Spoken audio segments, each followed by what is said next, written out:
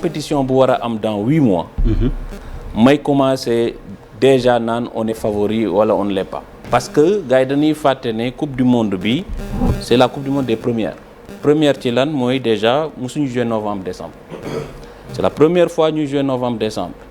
est-ce que parce que club yu mag yi bu ñuy entraîner bu ñuy def seen préparation foncier pour préparer compétition yi dañuy jéem a def en sorte que seen pic nekk février mars parce que ci la compétition yi di gën a métti mooy huitième de finale Ligue des champions dangay jéem a fexe sa équipe bu ngeen di démarrer da ngay nekk dans la charrette rek. boo jëlee exemple Liverpool il y a 3 mois ci ginnaaw Man City rawoon na ko 13 points. mais ñoom peut-être ci seen foncier Klopp il avait fait en sorte que bu ñuy yegg pic dañuy yegg février mars. ci lay équipe bi di am doole pour jeexal saison bi mu kii. bu baax waay. léegi club yi nan la ñuy préparer saison boo xam ne coupe du monde bi ci digg bi lay ne mais nekkul fin.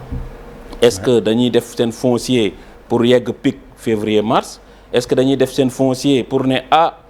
coupe du monde bi dina tax donc ñun on va essayer d'être mai juin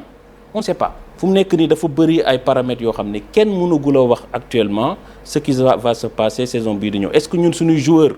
Sadio Mané il lui reste une année de contrat Bakary là du ma ci wax mais kenn xamul ndax il va changer de club bu changer club est-ce qu'il sera titulaire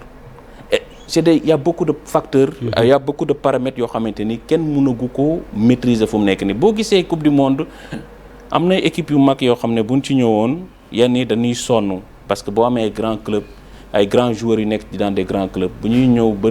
finale Ligue des champions mois de mai fin mai nga teg ci 5 jours repos 6 jours nga enchaîner coupe du monde moo dal par exemple un joueur comme Zidane il marque un beau but finale coupe du monde Ligue des champions 2002 mu ñëw coupe du monde joué wul benn match parce que fekk na il est claqué sonn na parce que day fekk joueurs yi ils sont usés fii joueurs yi du ñu usé dañuy jouer 2-3 mois ñëw coupe du monde ñëw trêve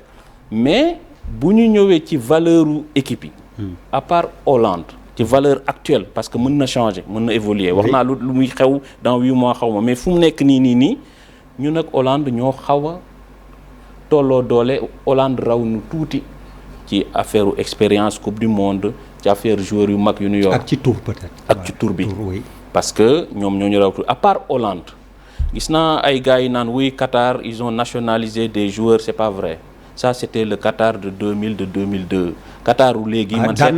il faut rappeler que daan nañ jël effectivement ay joueurs brésiliens parce que gis nga justement FIFA moo dindi loolu 2004 2006 parce que dañoo commencé woon y avait xam nga problème fu mu njëkk a commencé y a un joueur brésilien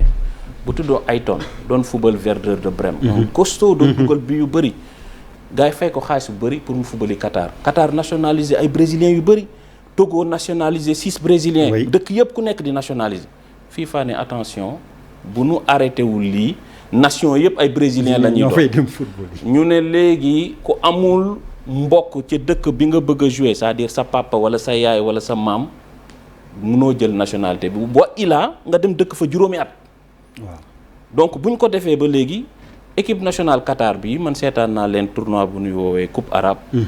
c'était juste avant coupe d'Afrique ñoom ñoo dem demi-finale Algérie door leen 2-1 ñu gagné 3e place bi door Égypte ci équipe bi yëpp benn joueur bu ci nationalité bu jël nationalité Qatar moo ci ne mooy Muntari Ahmed Muntari il est d'origine ghanéenne ñeneen ñëpp ay arabe la donc problème boobu amul donc ñun tey jii ñooñu noonu ma gis sur le papier suñuy joueur ñoo leen ëpp niveau mais c'est une équipe joueuse arabe yi c'est des joueurs dañuy football dañuy voilà c'est des équipes joueuses Équateur c'est une équipe qui sera physique avec beaucoup de rigueur tactique mais ba léegi itam sur le papier actuellement nii laay wax waxuma dans 8 mois ça peut changer oui bien sûr dans fu mu nekk nii ñun ñoo leen mën kon tey jii mais attention Yoro tamit foofu pour Équateur seen 2 derniers matchs éliminatoires